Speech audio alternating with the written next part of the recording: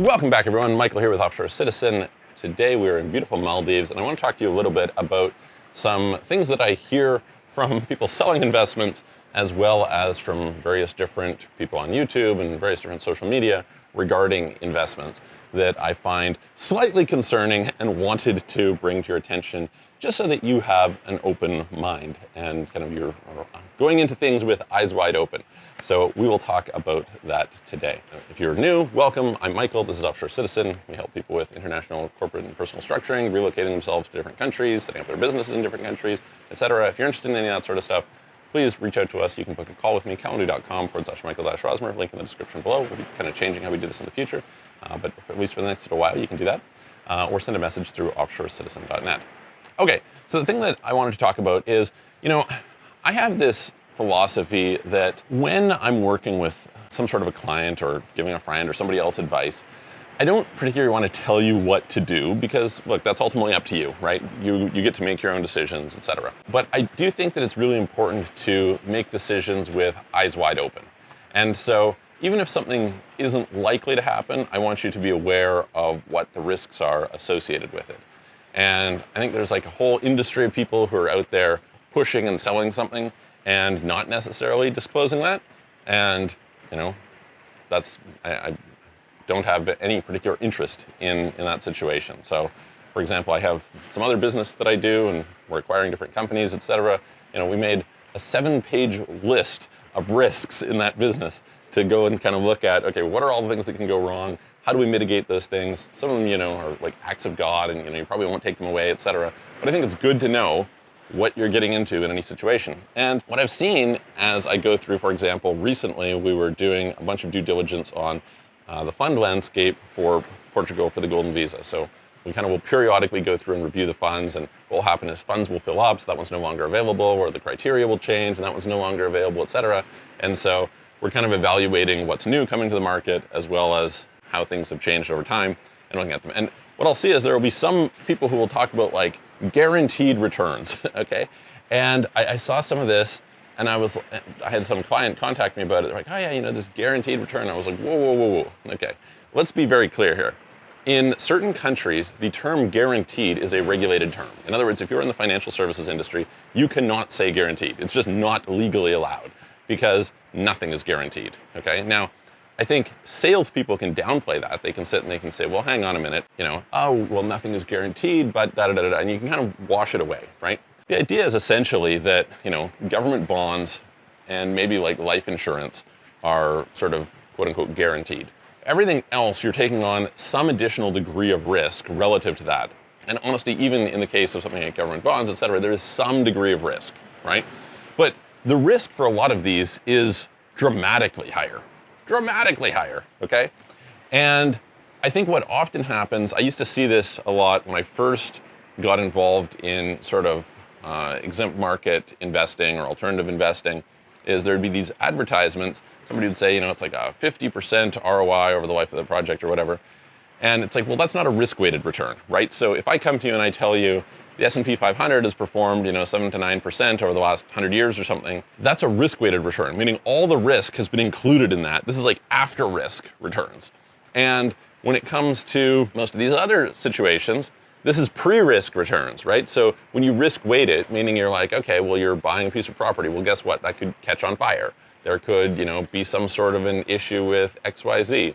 You could, end up having the interest rates spike, and that could cause differences in your ROI. It could, you can just sort of drag out all these different risk factors in a given investment and say, okay, what I should actually be doing, because the returns, any given return profile only works at scale, right? So the S&P 500 is really high scale. You're talking about 500 biggest companies in the US, and you're talking about, a lot of investors, et cetera. So these things sort of equalize themselves out. If you're in any individual investment, you don't necessarily get the broad risk profile. What you end up getting is you get a very isolated risk profile, which could exhibit all sorts of deviance from the mean, right? So in other words, the average return of real estate might be X, but the property that you buy could be much worse than the average, right? Or it could be much better than the average. You can use that to your advantage, or you can have that go against you. You just kind of need to pay attention one way or another to what's going to happen. Well, what I find is that people, when they're selling these investments, are not accounting for those risks. So I remember somebody sending me a deal, and I forget what they were saying. It was like a 15% return or something like that. And I was like, well, hang on a second here. You haven't factored in any of the risks. And I started to go through, and I was like, okay, this is real estate, so it could burn down. What's the probability that that will happen? What is the cost in the event that that happens? And you basically can go through and you can say, okay, let's try and evaluate the probability, which is really difficult to do, right? To be fair, we tend to be overly certain on probabilities. And then what's the cost? So for example, right now, one of the big things I'm investing in is hard money lending. And so as we go through and evaluate these hard money lending deals, one of the things we have to consider is, well, what happens if the borrower defaults on us, right? Now, when we're doing hard money lending, the whole point is that we have significant security with a margin of safety on top of that. In other words, let's say, for example, there's a deal we're doing right now, there's a property, and so that property is worth, 2.5 million, and, we're lending 1.7 million on it, sort of thing, right? And you say, okay, well, the whole point is that if they default, I'm going to take that property. And you might say, oh, well, this is very safe, right? You've got, you've got $700,000, which is, a fairly hefty margin of safety in there. It's like, yeah, but you're going to have costs related to foreclosure, right? You have to account for those. You're going to have your time to deal with this. You have to account for that. It's going to have time on market before you actually go and sell it. You have to account for that. You're going to be in a situation where you've also got an ability that when you have to sell, you may have to discount it, right? You may need some sort of fire sale in order to get out of it. Otherwise, you're going to have to take longer, et cetera, et cetera. It's like there's all these additional costs that you need to stack into that evaluation in order to make a good judgment of, do you have enough margin of safety or not? And, you can kind of weigh it out. So if you sit there and you say, okay, well, as I'm going out and I'm looking at what people are saying, this should be the case. Now, the other thing that I'm noticing a lot of is people will say, oh, Turkey is a great place to invest. X is a great place to invest. It's like, well, hang on a second. How are you evaluating whether that is a great place to invest? And the answer is they're doing it based on historics, right? So they're saying, oh, well, in the last few years, the Turkish real estate market went up a lot. It's like, yeah, but two things are true. One, statistically, what tends to go up very fast in the short term tends to go up less later on. So you can go and you can look at sector rotation or things like asset rotation, asset class, and you can see that basically the top performing assets are pretty much never the same year after year. Okay, it rotates, and that's because when something goes up, it becomes less attractive. People are taking profits. Other people are deciding not to buy. They're rotating into something that they think is going to perform better, et cetera. So generally, chasing returns, which is what a lot of people do, in other words, something goes up so they buy, is usually not a good way to go. You generally want to do the opposite. You generally want to say, okay, something has gone down, so I'm going to buy. Now, you have to be careful of catching falling knives and all this sort of thing. But it's a bad line of thinking. It is poor analysis to say that because something has done well, that it will do well. That is not the way that it works. You should look at the fundamentals. So in, for example, Turkey, look, for years, Turkey was not a very great place to invest at all, real estate-wise. It happens that there was a lot of demand for citizenships there, and there was a lot of money that came in from Russia that drove the prices up, et cetera, and that happened to work well for the Turkish market. So if people had bought at the right time, they did quite well on that trade. But that trade is not continuing, right? It's not as though Russians are continuing to pour in endlessly into Turkey. You're just not in this situation. And so would I expect Turkey to perform especially well over the next 10 years? Probably not.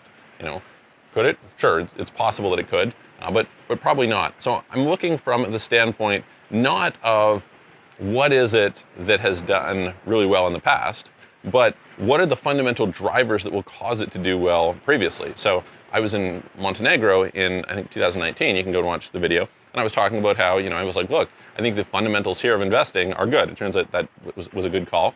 Prices have gone up a lot. People who bought there did well. But the point is, that was not an analysis based on, oh, it's been going up. It hadn't been going up. What was going on was I was looking at it and just saying, okay, what I can buy, there's certain categories within the market that I can get good value. There are certain dynamics that make it difficult to increase supply. I think there's a lot of reason that over time people will want to come here, that will push prices up, and that thesis proved to be true. Right? So the point is, it's a difference between fundamental and historic analysis. You should not make decisions about what is going to do well in an investment based on what has done well in the recent past. Recency bias is a terrible thing. We should be very, very aware of what our cognitive biases are. And in evaluating those cognitive biases, then we should basically be able to go through and say, okay, let me correct for that bias that I know shows up. and recency bias is one of the biggest ones. So whether it's UAE, I was just touring some high-end apartments and penthouses and stuff at one of the recent developments in Dubai. Very, very nice place. Probably the top quality project or developer in Dubai. And the prices had gone. I'd looked at this project back in around like 2020, 2021, when they were selling for 4,000 per square foot, 4,000 dirhams per square foot. And now it's 8,000, right? So now it's completed. It was off plan at the time and things like this. But when I was meeting with the sales director, he said, our plan is to push the value up to 14,000 a square foot.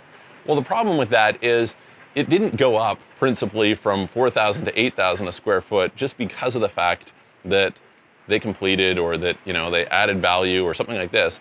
It went up like that in large part because the whole market went up, right? So the market was at a low basically since 2014. It had gone down a lot. So a lot of people would look at that and say, well, now is a bad, if you were using your recency bias, a lot of people would say, oh, Dubai real estate, it just keeps going down. It's sunk money. It's all these problems, et cetera. But it hit kind of a low during early COVID days and then basically doubled from there. So I have a bunch of friends and business partners, et cetera, who did really well off of that. But you shouldn't expect it's then going to double again, right? So that's the recency bias that is getting at you. And so I wanted to kind of like draw attention to this is, first of all, never trust people who tell you that some investment is guaranteed. It is absolutely not guaranteed. This is just completely false. It's marketing. And that would be a red flag to me that somebody would do this. I would rather somebody comes to me and tells me all the risks, everything that's going to go wrong, okay? And then, now, in spite of that, you may choose to invest. I think like there can be great investments knowing that there are risks, right? But that's the first thing. The second thing is if you're in a situation where you're looking at investment returns, you want to risk weight them, okay? Very, very important to kind of figure out what the realistic after risk returns are. Number three, and by the way, by going through and evaluating those risks, you can figure out how to mitigate them, which can also be helpful. Number three, do not fall for recency bias in these things. Do not look and be like, oh, this X market or X asset or X whatever has gone up, and therefore it's going up. It is true that there is something to be said for momentum, right? So when momentum turns, momentum tends to continue. If you look at factor investing, which is sort of this 5 different factors they've evaluated that tend to deviate and provide excess returns over what's called the capital asset pricing model. When you look at that, momentum is one of those factors, right? It's not a super significant one, but it is true that assets at a certain point tend to get momentum and tend to trend, right? And when they're trending, the trend is your friend, is the kind of famous argument, right? So there's something to be said for that, for sure. But you want to be fairly early in that. If something has just gone parabolic, done like way, way up, it's just probably not going to do way, way up over the next little while. It's probably not going to repeat those types of returns. And I would hear people say this, their portfolio doubles, and they're like, oh, great, well, all I got to do is just double it again, and I'm going to be at X. Well, you're probably not going to double it again. In fact, what generally is going to happen is that is going to pull back. So what you need to be doing is you need to be rotating into something that hasn't already done that, where there's high fundamental risk to returns, where you can do better. And this doesn't mean that things can't go up longer. They can. The market can remain irrational longer than you can remain solvent, is the famous Warren Buffett quote. But your assessment of those things should not be based on that. Your assessment should be based on core solid fundamentals and what is going to drive those fundamentals. So anyway, I wanted to share that with you. I hope it's helpful. Let me know if you have questions. Reach out to us, put comments below, and I will look forward to seeing you on the next video.